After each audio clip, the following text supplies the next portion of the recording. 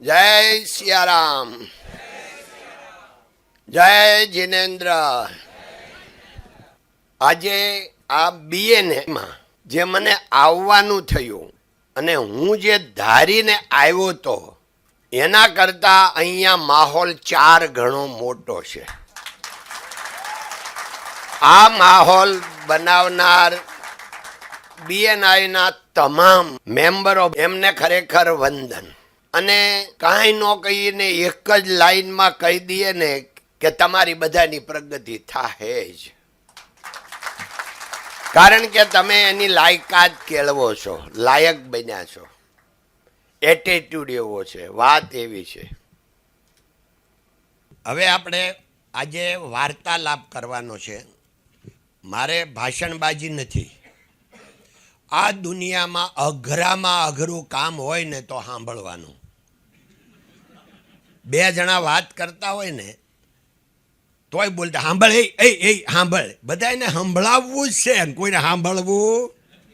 તમે બહુ સારા માણસ ત્યાં સાંભળવા આવ્યા છો. એટલે આપણે વાર્તાલાપ કરવાનો છે. એના પહેલાં મારી ઓળખાણ તો બધા મિત્રોએ ખૂબ આપી, પણ હું મારી પહેલાં થોડીક ઓળખાણ આપી દઈશ, કારણ કે મારી મને જ ખબર હોય ને. ખૂબ આગળ આ લોકોએ બહુ કીધું, મહાન આ તે. હાવ સાચી વાત એ છે કે અસલમાં આ ગામડીઓ ગોવિંદ. ગામડું મારું ગામ 700 માણાની વસ્તી, ધૂળિયું ગામ. ગામમાં 1 થી 4 સ્કૂલ. અને એ સમયે 7મા વર્ષે સ્કૂલમાં બેહારે, અને ત્યારે પહેલી વાર સડી પહેરવાની હોય. આખા ગામમાં રિવાજ હોય, મારી નહીં. મેં 7 વર્ષે સડી પહેરી અને 11 વર્ષ આ પગે ચંપલ નથી ભાડ્યા. 12મા વર્ષમાં બેઠો હતી, પહેલી વાર ચંપલ આવ્યા જીવનમાં. આ આદિવાસી જેવું જીવન. હવે આદિવાસી હું જીવન નથી કહેતો એટલા માટે, મારા એક મિત્ર હતા ને મને સાંભળી જાય, મને કહે આપણે આદિવાસી નહીં હો, આપણે ઉજળિયાત. તો ક્યાંય આદિવાસી કહેતા નહીં. હવે આપણે આદિવાસી નથી કહેતા, પણ આદિવાસી જેવું જીવન જીવતા હતા. અમે ડાંગ આહવામાં દર વર્ષે એક કેમ્પ કરવા જઈએ, મેડિકલ. 31 વર્ષથી હાલે છે. તો એક કેમ્પમાં એને 7-8 વર્ષ થઈ ગયા. તો કેમ્પમાં 101 ડૉક્ટર હોય, અમે લોકો 100-150 જણા હોય, 300 જણા જાય, અને પિકનિક પણ થાય, અને મેડિકલ બસ 2000-3000 પેશન્ટો જોઈએ. એમાં ઓપરેશનેબલ હોય એ બધાને સુરત લઈ આવી, કોઈને બીજે. આવું બધું આખી સિસ્ટમ છે. તો એક દીકરો 4-5 વર્ષનો આવ્યો, એટલે 2 જ છોકરા હારે હતા. એમાં એક છોકરો હતો, એને મેં ઊભો રાખ્યો. અમે 3-4 મિત્રો બહાર જતા હતા ગાડીમાં બેહવા. તો મેં એ છોકરાને ઊભો રાખ્યો. એટલે મારી યારે મિત્રો તે કે આ ગોવિંદ કાકાનું આવું જ કામ છે, આને છીતરી નથી ચડતી એમ. એને માથામાં ગુમડા નીકળ્યા હતા એ છોકરાને, એટલે એ ગુમડા બતાવવા ડૉક્ટરને આવ્યો હતો. એટલે મેં ઓલાને કીધું તમે ઠાહતા રહ્યો, આ જ ગોવિંદ કાકો છે.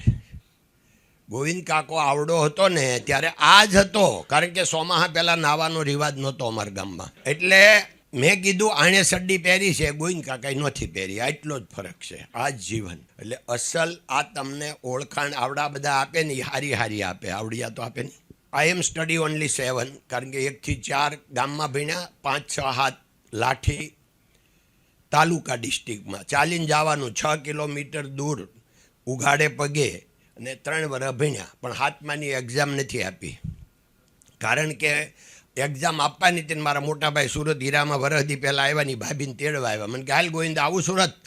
તો મેં કીધું મારે પરીક્ષા આપવાની. મને કહે ભણવું જ નથી તો શું પરીક્ષાનું તાર કામ છે?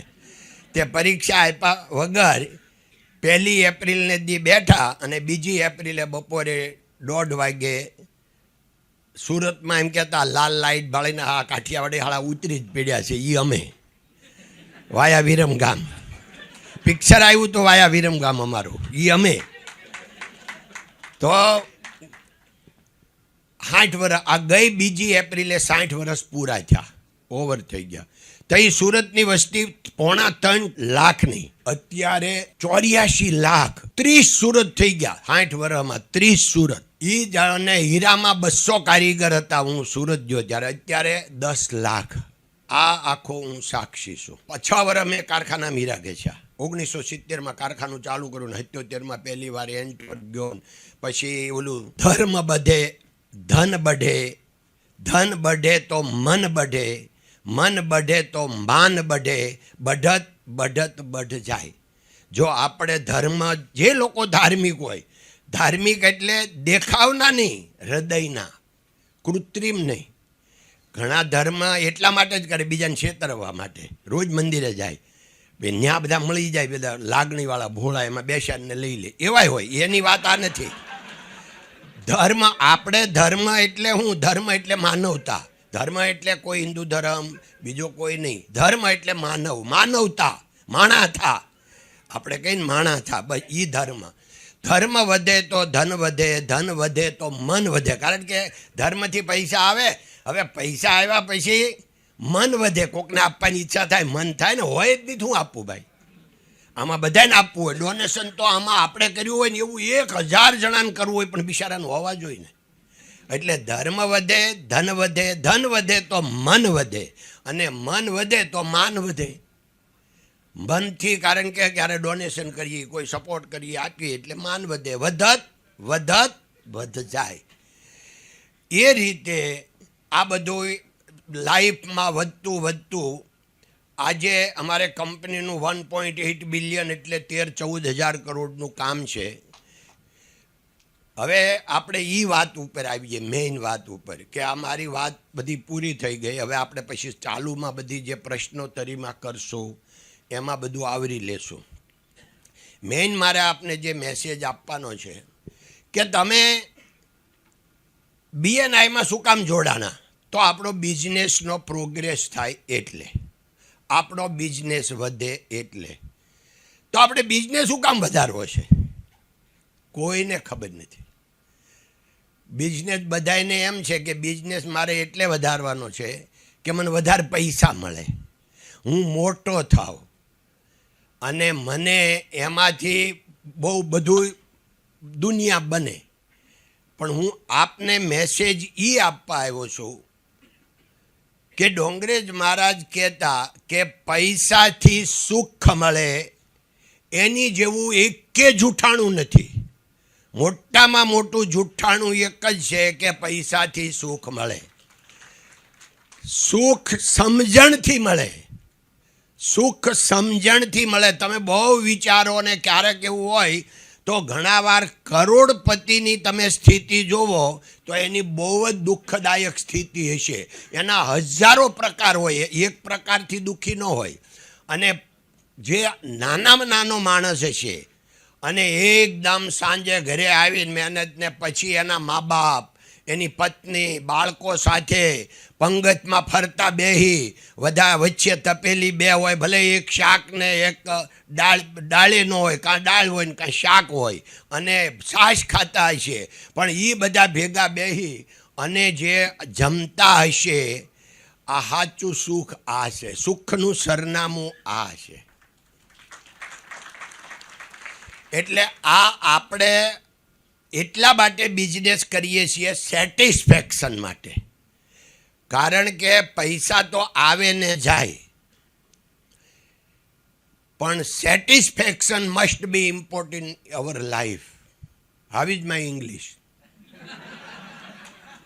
My English without grammar, because I can't learn in my school. That time from 8 ABCD start. So I am not learn ABCD also my school, but I have only English practical. But you see, my English is valid around the world, rest of the 2 country. British and India, because British has his mother language, that's why he want grammar, they want grammar. And India has largest speaking in the world, English. એટલે એને grammar જોઈએ. બાકી અહીં તમે Sweden જાઓ, Switzerland જાઓ, Russia જાઓ, Japan જાઓ, એ લોકોને તો એમ લાગે આ ભાઈને બહુ આવડે, અમને નથી આવડતું. આ બધે હાલે જોરદાર. આ પ્રેક્ટિકલ. હું જ્યારે પહેલી વાર હા, હાથ ચોપડી ભણી અને તમે ભગવાનની એક યોજના, યદૃશ્ય શક્તિની તમે યોજના તો જુઓ કે હાથ ચોપડી ભણેલો અને આઈઆઈએમમાં લેક્ચર આપે, પાછા એકાદ વખત તો આપે. હું 2013થી દર વર્ષે, કોરોનાના 2 વર્ષ કેન્સલ, આજ સુધી દર વર્ષે આઈઆઈએમમાં લેક્ચર આપું છું. અને 1.5 કલાક 45 મિનિટ એ લોકોએ પહેલી વાર 45 મિનિટ આપી હતી, કારણ કે પીરિયડ 45 મિનિટનો હોય. એટલે બધા સ્ટુડન્ટ ઊભા થઈ ગયા. પછી એને 30 મિનિટ બીજી આપી, પણ પછી મને પહેલેથી 1.5 કલાક આપે છે. એટલે પહેલી વાર હું ગયો આઈઆઈએમમાં, ત્યારે એ છોકરાઓએ પહેલો મને પ્રશ્ન કર્યો કે તમને આખી ગીતા મોઢે છે, એ અમે ઓનલાઈન જોયું યુટ્યુબમાં, એ સાચું છે? તો મેં કીધું કે હા, મને બાય હાર્ટ છે આખી ગીતા, પણ ગુજરાતીમાં. તો એ કે અમારો બીજો પ્રશ્ન છે કે જેને આખી ગીતા મોઢે હોય એ કોઈ દિવસ ઇન્ડસ્ટ્રીયાલિસ્ટ ન હોય, અને જે ઇન્ડસ્ટ્રીયાલિસ્ટ હોય એને કોઈ દે આખી ગીતા મોઢે ન હોય. તો તમને બે કેમ થયું? તો મેં કીધું આનો પ્રશ્ન અઘરો છે, જવાબ અઘરો છે. હવે તમારે સાંભળવો પડશે, તમે પૂછ્યું એટલે. કારણ કે હું પૂર્વજન્મને માનું છું, અને કારણ કે હું ગામડિયા ગામમાં આમ વાંચીને નથી માનતો. મારી માન્યતા પ્રેક્ટિકલ છે કે હું 10 વર્ષનો હતો અને દુધાળામાં એક સ્વામિનારાયણનું નાનું મંદિર 10 બાય 10ની રૂમમાં, તો એમાં ઓલા છોકરાઓ ખાંખા ખોળા કરે એમ બપોર વસાલ રમતા રમતા મંદિરમાં ગયા, કબાટ ખોલ્યા અને એમાંથી ગીતાજી મારા હાથમાં આવી અને મને સમાધિ લાગી ગઈ. ત્યારે કાંઈ ખબર નહોતી, અત્યારે ખબર હતી કે એ સમાધિ હતી. અને તરત જ ગીતાજી લઈને હું બેસી ગયો, વાંચવા મળ્યો. આખી ગીતા વાંચી નાખી. મારા મિત્રો ક્યારે વહી ગયા, હું થયું કશી ખબર નથી. અને ગીતામાં હું આવ્યું એ ખબર નથી, કારણ કે ગામડાનો છોકરો 4 થી 5મી ભણતો હોય, એમાં રસવાઈ ગીરગાયની ખબર ન હોય કે કશી. તો હું આવ્યું એ તો ખબર જ નથી. હું કામ, પણ એનો લગાવ હતો, પૂર્વજન્મ. તો લગાવ હતો એટલે પછી મને જો મારે આને મોઢે કરવી છે, તો 10-11 વર્ષની ઉંમરે મોઢે કરવાનું ચાલુ કર્યું. અને મારી 16 વર્ષની અજ્ઞાન અવસ્થામાં આખી ગીતા મૌખિક થઈ ગઈ. કોણે કરી? અગર પૂર્વજન્મ નથી તો આ કોણે કર્યું? એટલે હવે આપણે બીજી વાત, મેં બુકમાંય ત્યાં સ્ટોરી લખી છે, અને મારી બુકમાં મને જે આવા સંજોગો જે બધા થયા, ઊભા થયા, અને હું તો એમને માનું છું, મારી દ્રઢ માન્યતા છે કે આ સૃષ્ટિમાં કરતું, અકર્તું અને અન્યથા કરતું ઈશ્વર છે. એટલે ઈશ્વરની યોજના મુજબ આખી સૃષ્ટિ ચાલે છે. આપણે બધાનો, ભગવાનનો, કોઈ મને પૂછે ભગવાનનું કામ શું, તો હું એમ કહું ભગવાનનું એક જ કામ, બધાને ભેગા કરે પાછા જુદા પાડે, ભેગા કરે જુદા પાડે, ભેગા કરે. એક જ ધંધો છે ભગવાનનો. આપણે બધા ક્યારે પહેલાં મળ્યા હતા? ન મળ્યા, પાછા ભેગા કર્યા. કોણે કર્યા? હવે જે મળે એને જુદું પડવું જ પડે. આપણે મળ્યા તો હવે જુદું તો પડવાનું જ છે, કે એ કોઈ યાવત ચંદ્ર દિવાકરો કાંઈ છે જ નહીં. એટલે માનો કે પતિ પત્ની કોઈ દે ન ભાળ્યા હોય, લગ્ન થાય, મળ્યા, એકત્ર થઈ ગયું, પણ એ ભેગા થયા એટલે એને જુદું પડવાનું. કાં તો પતિ પત્નીને મૂકીને જાય, કાં પત્ની પતિને મૂકીને જાય.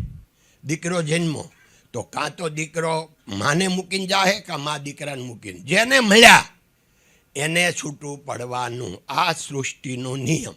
અને આ મારી દ્રઢ માન્યતા કે આ બધી યોજના ઉપરથી થાય છે. મનુષ્ય એટલે જીવ બહુ જ અલ્પજ્ઞ છે, બહુ પાંગળો છે, કાંઈ નથી, આઈ એમ નથિંગ. એટલે અમારી કંપનીનું સેન્ટેન્સ છે, એ ક્યાંય વાંચેલું કે બુકમાંથી લીધેલું નથી, હૃદયથી નીકળેલું છે કે I am nothing but I can do anything. Confidence only, I can, પણ આઈ એમ નથિંગ. કારણ કે આપણને શું આવડે? કાંઈ નહીં આવડે. લગભગ 30-35 વર્ષ પહેલાં અમારા કી પર્સન સાથે મારે મિટિંગ હતી. તો મેં બધાને સમજાવ્યું કે તમે મેનેજર બની ગયા, તમને જવાબદારી મળી, તમારા હાથની છે, 100 200 500 માણસો કામ કરે, તમે અભિમાન નહીં કરતા.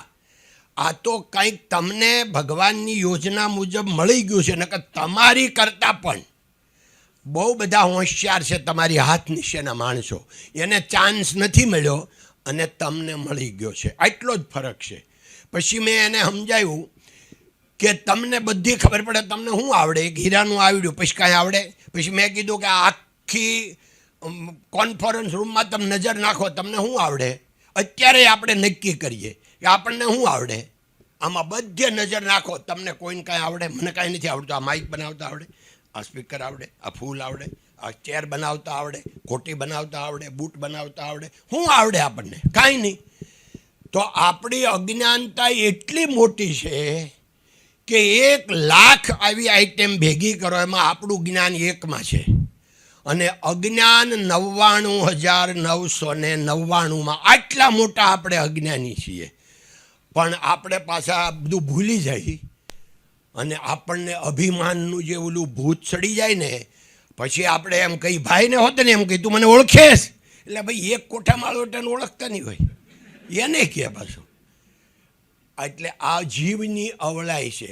ડોંગરીજી મહારાજનું એક સેન્ટેન્સ છે કે ભગવાનની કૃપાનો પાર નથી, જીવની અવળાઈનો પાર નથી. આ જીવની અવળાઈ છે. તો હવે મેં આ ખાલી બંધારણ બાંધ્યું. હવે આપણે બધી ઘણી બધી વાતો કરવાની છે, પણ એ વાર્તાલાપમાં કરશું. તમારી પાસે આવડો મોટો સ્ટાફ છે, તો જ્યારે આજે કોઈને 15-20 માણસોને રિટેન કરવા બહુ અઘરા પડે, ત્યારે તમે 18,000 જેટલા માણસોને કરો છો અને 400 ગાડી ફોર્ડની આપી હતી અને નરેન્દ્ર મોદી અહીંયા આવીને ગિફ્ટ આપી હતી. આવો કદાચ બીજા કોઈ કંપનીમાં કરતા નથી. તો તમે એના માટે ટિપ્સ આપો કે how to retain the staff અને how to maintain the staff. કે આજની તારીખે સૌથી અઘરામાં અઘરું છે માણસોને મેન્ટેન કરવા, રિટેન કરવા અને આગળ ગ્રોથ કરાવવા. ધન્યવાદ. બહુ સરસ પ્રશ્ન છે અને આપણા બધાને જ કામનો છે. પહેલાં ચોખવટ કરી દઉં, અમારી પ્રગતિનું કોઈ કારણ હોય તો એ છે કે આ સામાન્ય રીતે એમ કહે છે કે નાની નાની વાત જો કુટુંબમાં મોટી કરશો તો કુટુંબ નાનું થઈ જાય.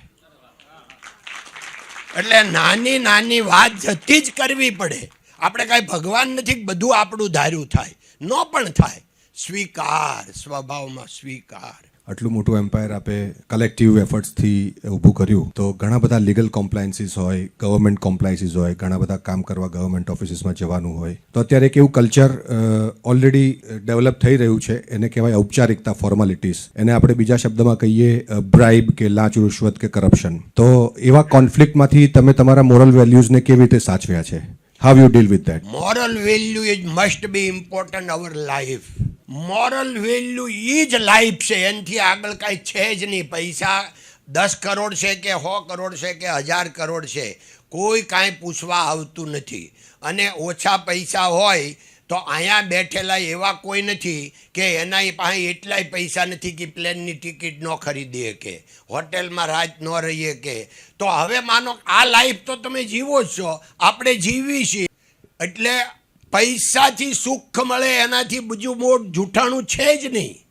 સુખ સ્વભાવથી જ મળે. સ્વીકાર, સ્વભાવમાં સ્વીકાર.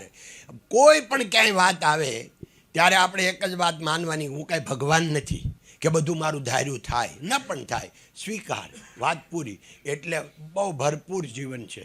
હું તમને આ થોડીક વાત, મારે બધી વાત તો મારી જ કરવાની, નકર ડોંગરેજ મહારાજનું એ પણ સેન્ટેન્સ છે કે આપ વખાણ એ મૃત્યુ બરાબર છે. પોતાના વખાણ કરવા એ મૃત્યુ બરાબર છે. આ હું સમજું છું અને છતાં આપને કહું છું કે અમારે વાત જ્યારે આપના હૃદય સુધી પહોંચાડવાની હોય તો મારે એક્ઝામ્પલ તો મારી પાસે કંઈ એવું ભણતર તો છે નહીં કે હું કાંઈ આમ જોડો. મારી પાસે છે એ ખાલી અનુભવ છે ને એક્સપિરિયન્સ છે, એટલી જ વાત કરવાની છે. તમે જેમ કીધું કે તમે 7મા ધોરણની પરીક્ષા આપ્યાથી જ તમે મહેનત કરો છો ને અહીંયા સુધી પહોંચ્યા છો. તો આજે જોઈએ તો નાની નાની વસ્તુમાં આજના યંગસ્ટરને ડિપ્રેશન આવે છે ને સુસાઇડ કરે છે. તો આ બધા સ્ટેજમાંથી કેમ પાસ થાવ? કારણ કે એ સ્ટેજ એવું છે કે દરેકની લાઈફમાં આવે છે. બેન, બહુ સરસ વાત કરી.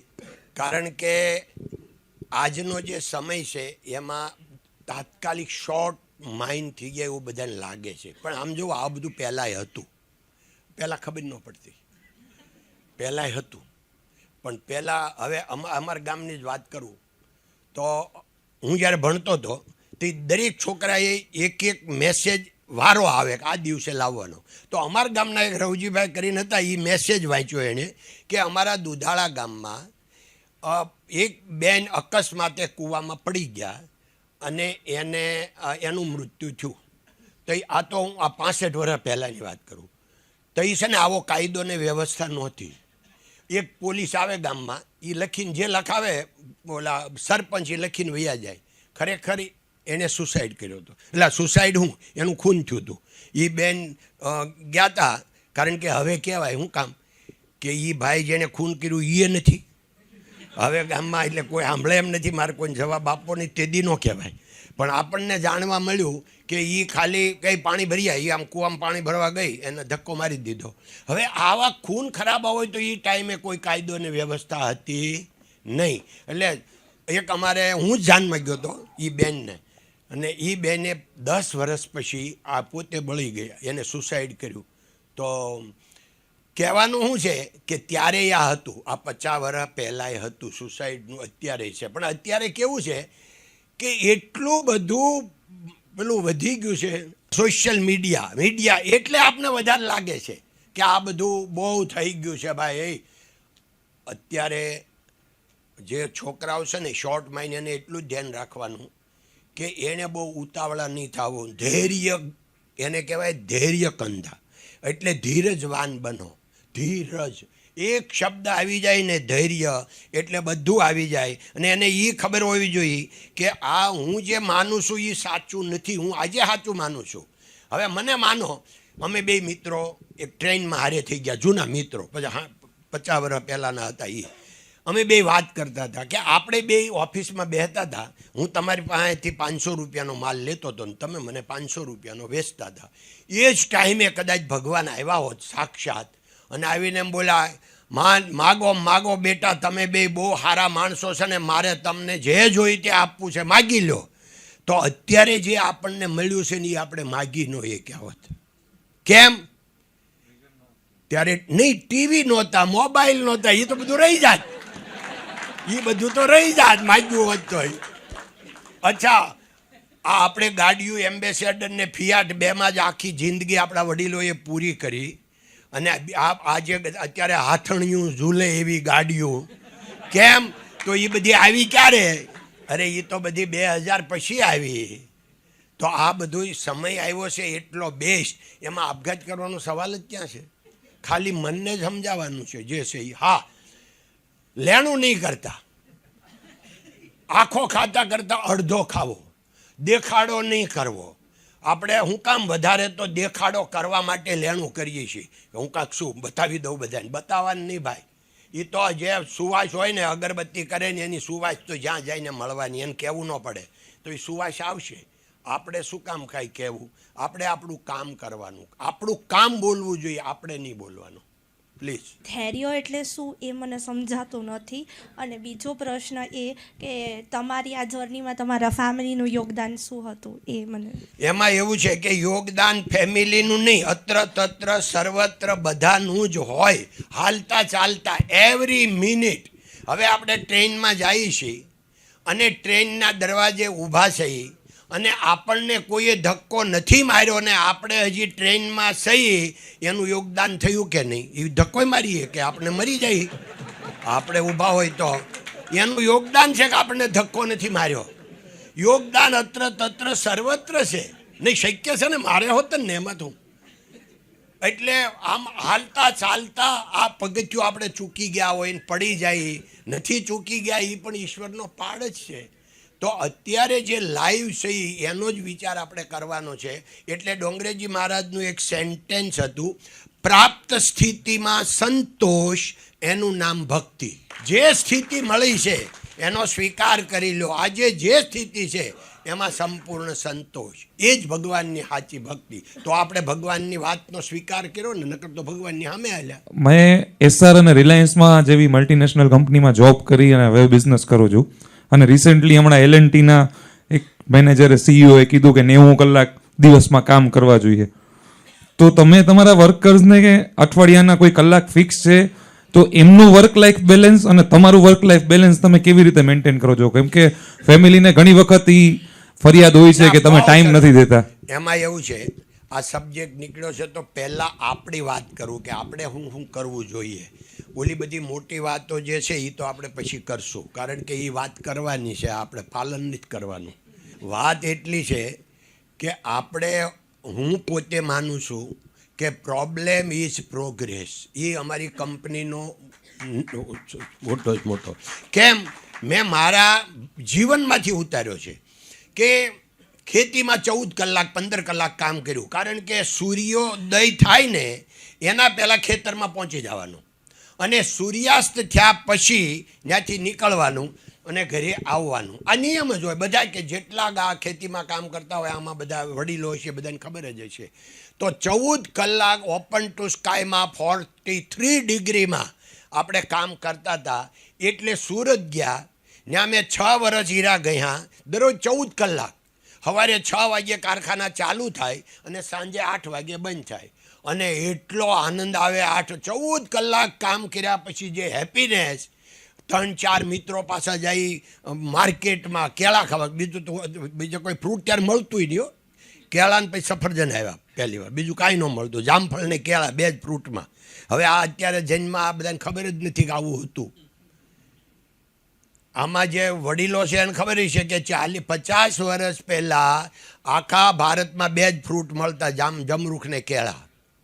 આ બધું પછી આવ્યું છે. હવે એ ડાયરેક્ટ તમને જન્મથી આવ્યું ને એટલે ઓલાની કિંમત ખબર જ નથી, એટલે આ બધું ઓછું પડે છે અમને. તો એ બધું જોયેલું એટલે બધું બહુ વધારે પડે છે. એમાં વધારે થોડુંક કહેવાય જાય મારે.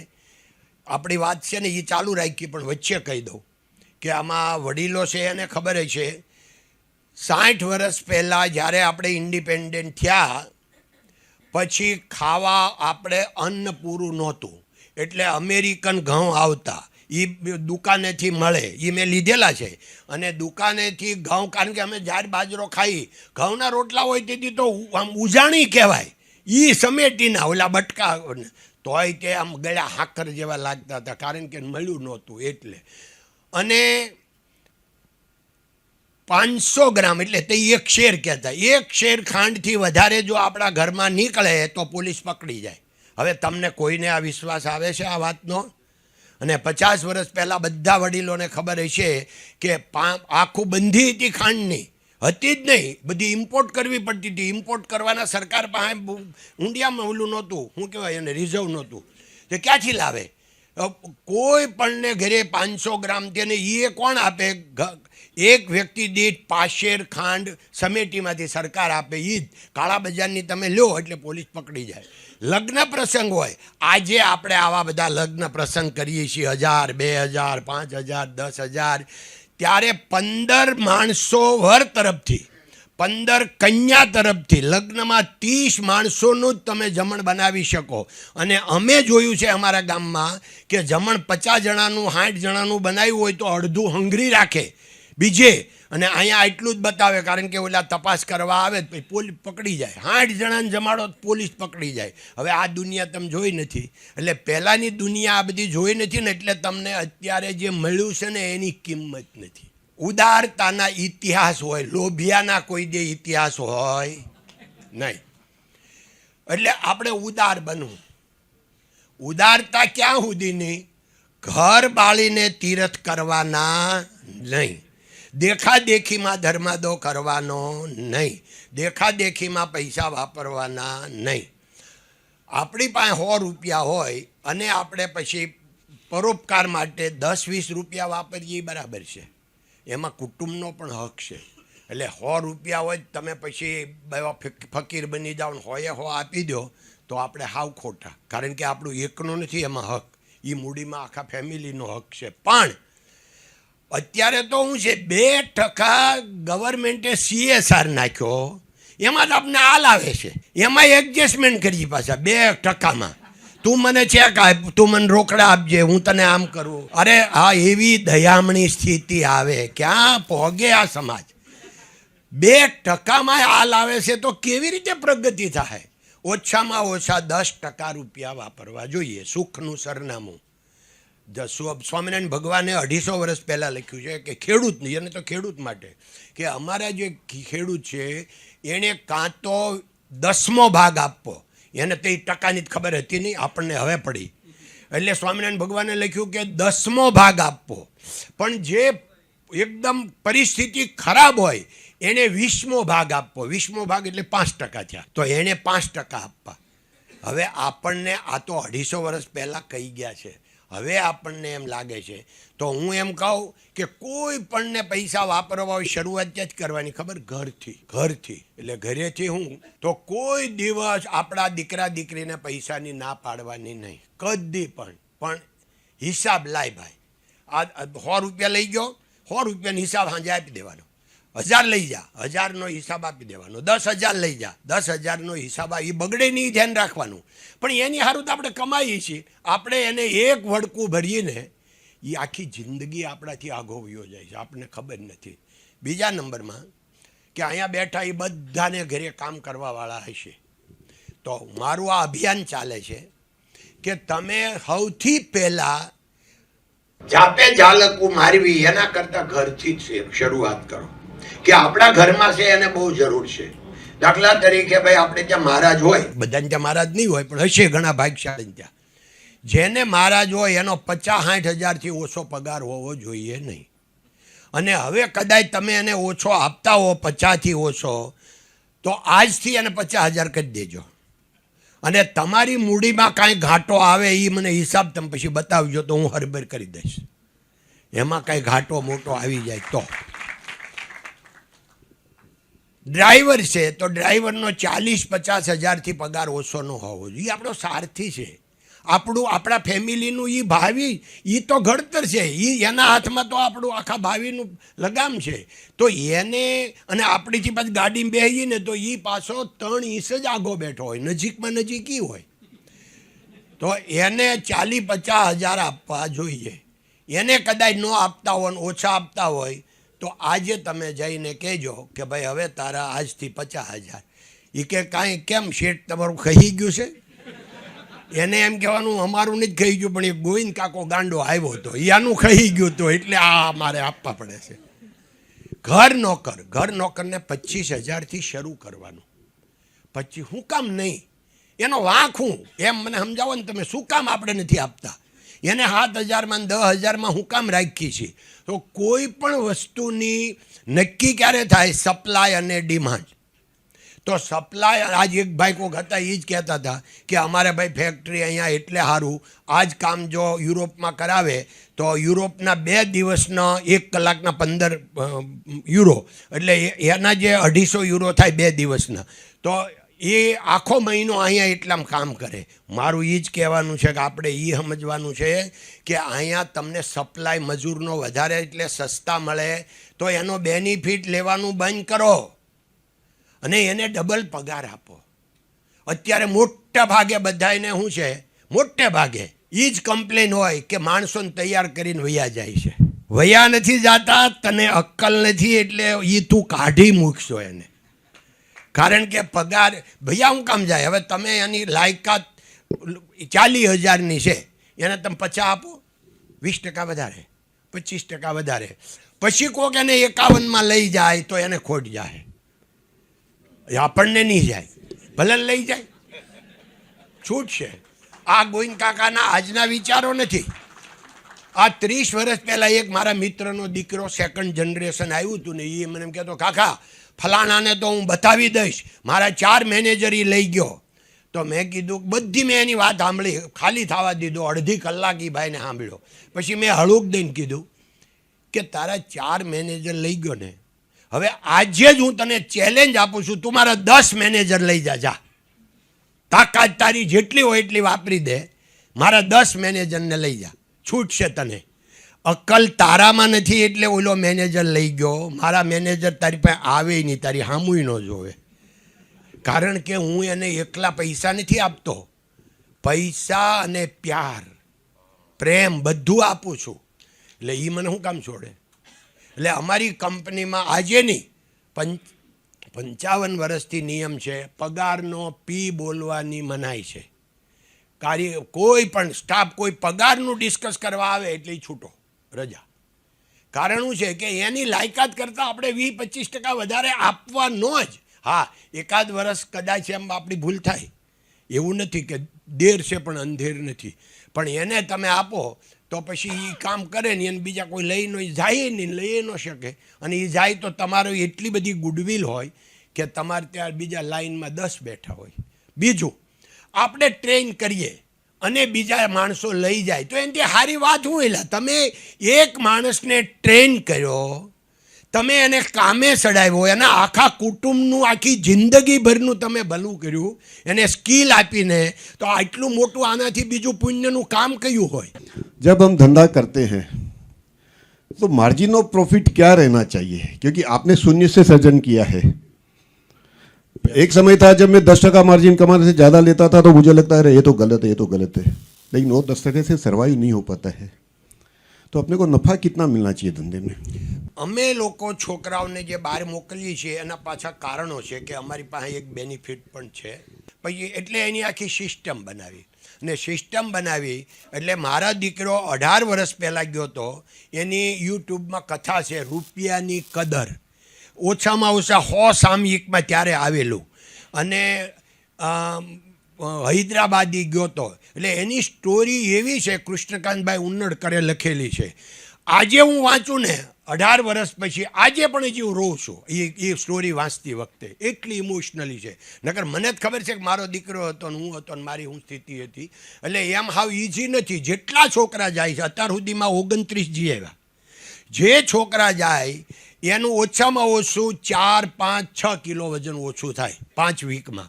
એટલું અઘરું. કારણ બીજું અઘરું નથી, અઘરું એવું છે કે આખી દુનિયા છે પણ મારું કોઈ નથી, હું એકલો છું.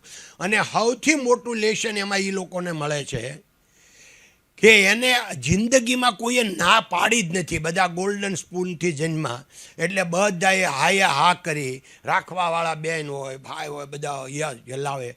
અને ન્યા છે ને રોજ ના જ સાંભળવાની, કારણ કે 200-250 ઇન્ટરવ્યૂ આપવા પડે 5 વીકમાં નોકરી માટે. એટલે ઓલા ના જ પાડે, જ્યાં નથી નોકરી, નથી, મને ના પાડી, હા પાડી. એટલે ઓલા કહેતા હતા ભાગ્યેશ ઝા એક પ્રવચનમાં કે અત્યારે શું છે, હમણાં ઓલા ભાઈએ કીધું કે એક હોય અને એને એવી રીતે મોટો કર્યો હોય, આખું ઘર ધ્યાન રાખે, મોઢા સામું જોઈને બેહી રહે, અને પછી કોલેજમાં ગયો, 20 વર્ષનો થયો, અને એણે કોઈ છોકરીને પ્રપોઝ કર્યું, છોકરીએ ના પાડી, મને ના પાડી, સુસાઇડ મને ના પાડી, કારણ કે 20 વર્ષમાં એણે કોઈ દિવસ ના સાંભળી નથી. તો અમારે આ છોકરાઓને મોટો ફાયદો એ છે કે એ લોકો પોતાને ખબર પડે કે ભાઈ રિજેક્શન છે, આપણે કાંઈ નથી. આ છોકરાઓને અમે મોકલીએ છીએ ને ભાઈ, એમાં અલગ અલગ જેમ સમય પ્રમાણે ઢંગ આવતી જાય, પણ અમને કેમ ઇઝી છે એ તમને કહું કે એને કોઈ પણ શહેરમાં તકલીફ પડી હોય તો અમારે આખા વર્લ્ડમાં જેટલા જ્વેલરી શોપવાળા હોય એ બધા અમારા ક્લાયન્ટ હોય. એટલે અમને એને ખબર ન હોય, પણ આવું કંઈ ઇમરજન્સી આવે તો અમે એને ફોન કરીએ તો એને અડધો કલાકમાં ત્યાં એની કંઈ પ્રોબ્લેમ આવ્યો હોય તો હલ થાય. થયું નથી, પણ એકવાર થયું હતું 15 વર્ષ પહેલાં ભોપાલમાં, તો નહીં ઇન્દોર છોકરો ગયો હતો ને પછી ગુજરાતી સમાજમાં ગયો ને કોકનો મોબાઈલ પડી ગયો ને અમે આને કોઈ હારે આપી નહીં કાર્ડ ને આવું બધું, એટલે કે આ છોકરો આવ્યો છે ને ક્યાંથી આવ્યો ખબર નથી, એને જ મોબાઈલ ચોર્યો ને એને ગાળ્યું દેવા મળ્યા ને બધું કર્યું, એટલે પછી રોવા મળ્યો ને પછી એને જે અમે ઇમરજન્સી નંબર આપ્યો હોય એ ફોન કર્યો. એટલે ઓલા એ કીધું ભાઈ કે તમે કોઈ અત્યારે કાંઈ બોલતા નહીં, નકર તમને પસ્તાવાનો વારો આવશે, તમને હું એક માણસ મોકલું છું, એ આવીને બધું તમને કન્વિન્સ કરશે. એટલે સીધો જ્વેલરીવાળાને ફોન કર્યો, ત્યાં પહોંચી ગયા અડધો કલાકમાં. ત્યાં ઓલાનો મોબાઈલ ઓલો ગાડલાના પડમાં હતો, મળી ગયો હતો, એટલે એ ચેપ્ટર તો પૂરું થઈ ગયું હતું. પણ આવું થાય તો અમારી પાસે ઇમરજન્સી આ જગ્યા હોય જે બધા પાસે ન હોય. જોવો ભાઈ, નફો તો કોમ્પિટિશન હોય એટલો જ હોય. કોઈ પણ અમુક ધંધામાં 100% નફો હાલતો હોય તો એમાં 90% ઓછો ગણાય, 10% વધારે ગણાય. હવે કોક બિઝનેસમાં ખાલી 5% નફો હાલતો હોય તો એમાં 4% ઓછો ગણાય ને 6% વધારે ગણાય. હવે કોક એવું હોય કે ઓલા સોના બુલિયનમાં બધા કામ કરે છે, એને તો 0.001% લેવાનું હોય. હવે એમાં કોઈ એમ લે તો એટલે પ્રોફિટની કોઈ નક્કી ન હોય. બિઝનેસ પ્રમાણે મૂળ કોમ્પિટિશન, આપણા કોમ્પિટેટર શું છે એના કોમ્પિટિશનમાં રહેવું જોઈએ. આજની જે જનરેશન છે રાઈટ ઝેન્ઝી, તો એ લોકો જોડે અમે રોજે ડીલ કરી છે રાઈટ. એમને ખાલી 45 મિનિટ જે અમને આટલો પગાર દઈને રાખે તો અમને સાંભળવા બી નથી હોતા. અને આ નવી મારી કોલેજ છે જે મેં રિસેન્ટલી જોઈન કરી, તો કોએડ છે રાઈટ. તો boys right, they want to test me every day right, being a teacher, કે અમે કંઈક ને કંઈક રીતે આપણને હેરાન કરે રાઈટ. અને ઓકે, અને પોઈન્ટ એ છે કે હું એન્ટરપ્રિન્યોરશિપ ડેવલપમેન્ટની લેક્ચરર છું. તો તમે લોકો જે પ્રેક્ટિકલી આ બધા બિઝનેસમેન અને ઇન્ક્લુડિંગ તમે જે પ્રેક્ટિકલ કરો છો, જે અમે થિયરિટિકલ BBA અને MBAમાં ભણાવીએ છીએ રાઈટ. તો મારે આજની જે ઝેન્ઝી જનરેશન છે જે ફ્યુચરમાં આપણા ઇન્ડિયાના બિઝનેસમેન બનશે યા તો BNIના નેક્સ્ટ એન્ટરપ્રિન્યોર રાઈટ, તો એવા કેવા પોઈન્ટ અધર દેન બુકીસ નોલેજ જે મારે આજની જનરેશનને ભણાવવા જોઈએ, તો એ થોડાક 3-4 પોઈન્ટ આપો કે હું નેક્સ્ટ જનરેશનને. એટલે એ તો ક્યાંથી ભાઈ, એ તો ઓલા ભાઈ કે 10 મિનિટ, આમાં તો થાય અડધો કલાક આપણે સમજાવતા. તો એ કાંઈ મિનિટ ના, ખાલી ગમે જ કરું છું.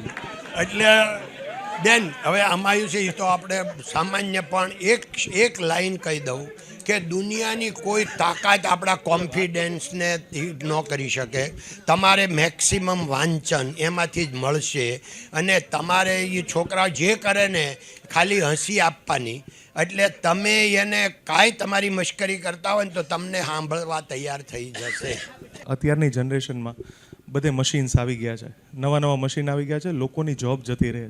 તો આના વિશે તમારું શું કહેવું છે કે માણસોથી વધારે કામ કરું કે મશીનરીથી? હું વારંવાર કહું છું કે મશીન છે ને એ રોજ બગડતા જાય. આજ તમે લો ને પછી આવતીકાલે એનાથી એની શક્તિ ડાઉન જાય. કોઈ પણ મશીન હોય, કોઈ પણ દુનિયાનું.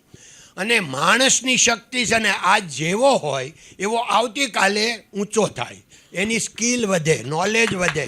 એટલે મશીનની તો જરૂર છે જ, ટેકનોલોજીની જરૂર છે જ, પણ સાચવવાના માણસોને છે, માણસોને સાચવવાના છે. જેમ આપણી એજ છે, અનુભવ છે, તો નવી જનરેશન છે એ લોકો આજના સમયમાં કોમ્પ્યુટર, ઇન્સ્ટાગ્રામ, વોટ્સએપ, લિંક્ડઇન એની ઉપર વધારે લીલાઈ કરે છે. જ્યારે કે વડીલો પાસે એમને બેસવું જોઈએ. તો એને બેસાડી અને અનુભવ જે લીધા છે એના માટે શું કરવું જોઈએ?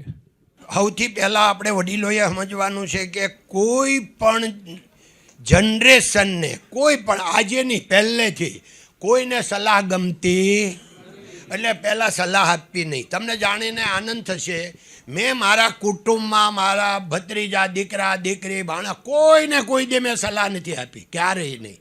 એ પૂછે મને, એને ભૂખ લાગે ત્યારે હું 1-2 કલાકનો સમય આપી દઉં, તો એને બધું પીરસી દઉં. પણ એને જ્યાં સુધી જરૂર ન હોય ત્યાં સુધી તમારાથી આઘા ભાગ છે. કારણ શું છે કે દરેક જનરેશનમાં માણસને એમ હોય છે કે છોકરા બગડી ગયા. આવું આજનું નહીં, આવું હાલે છે 1000 વર્ષથી. અમે દુધાળામાં હતા ને તો આખા ગામમાં ટક્કા કરાવે, વાલ ન હોય. શું કામ? મેં પહેલાં તમને વાત કરી, ચોમાસા પહેલાં નાહવાનું ન હોય એટલે ટોલા પડે અંદર. હવે ટોલા મમ્મીને ટાઈમ હોય નહીં, કાઢે કોણ? એટલે બધા એને ટક્કો જ રાખે, એટલે ટોલા આવે નહીં. હવે અમે ભણવા બેઠા ને આખા ગામમાં બધાને હોય, એક નહીં. મેં 7 વર્ષ સુધી ટક્કો જ રાખ્યો હતો. તો જ્યારે ભણવા બેઠા તો અમે વાળ રાખ્યા નવા. તો બધા વડીલો શું કહેતા કે આળા છોકરા બગડી ગયા, જટિયાળા. અમને જટિયાળા કહેતા, વાળવાળા એટલે જટિયાળા, છોકરા બગડી ગયા. હવે એ વડીલો ખોટા નહોતા, પણ એને આખી જિંદગી ટકામાં કાઢી. તો એને તો એમ જ થાય ને કે વાળ રખાય જ નહીં, એટલે એને બગડી ગયેલા લાગે. એમ આપણે જે રીતે જીવાય એમ જ મારો છોકરો જીવવો જોઈએ, પહેલાં એ મગજમાંથી કાઢી નાખવું પડે. છોકરાની જગ્યા જુદી છે, પણ છોકરા પાસે અનુભવ ન હોય. વડીલો પાસે જે અનુભવનું ભાતું હોય, છોકરાઓ પાસે ઓનલી શક્તિ હોય, ઉર્જા હોય. એ ઉર્જાનો ઉપયોગ કરે, દોડે, પણ સલાહ રોજ વડીલોની લે. વડીલોની સલાહ લે અને સલાહ માગે ત્યારે એક લાઈનમાં જ આપવાની. મિત્રો, મને આટલો બધો પ્યાર આપ્યો, નિસ્વાર્થ પ્યાર આપ્યો, પ્રેમ આપ્યો, તમારે કાંઈ લેવાનું નથી, છતાં તમારી વિશાળ હૃદયની મહાનતાને પ્રણામ કરું છું. મારી વાતમાં તમને કંઈ ટચ થયું હોય, તમારા જીવનમાં કદાચ કંઈ કામનું હોય, તો એ મારું કાંઈ નથી. ભગવાને મારા થકી બોલાવ્યું છે તમારા માટે, અને તમારા માટે જ આખા પ્રોગ્રામનું આયોજન થયું છે. એ ભગવાનનું છે. ભગવાનને આપણે પાડ માનીએ, અને કંઈક કદાચ અજુગતું કહેવાઈ ગયું હોય એના માટે ક્ષમા યાચના. ધન્યવાદ ફરીથી BNIના ઓલ જે ભાઈ છે કમિટી મેમ્બર, એ બધાયનો, ને તમે બધાય આખા ગુજરાતમાંથી આવ્યા છો, બધાયને ખાસ પ્રણામ, થેન્ક યુ. અને એવો કોઈ ભગવાન યોજના કરે તો આપણે બીજી વાર મળશું. ધન્યવાદ, થેન્ક યુ, ગુડ લક. ખૂબ આનંદ.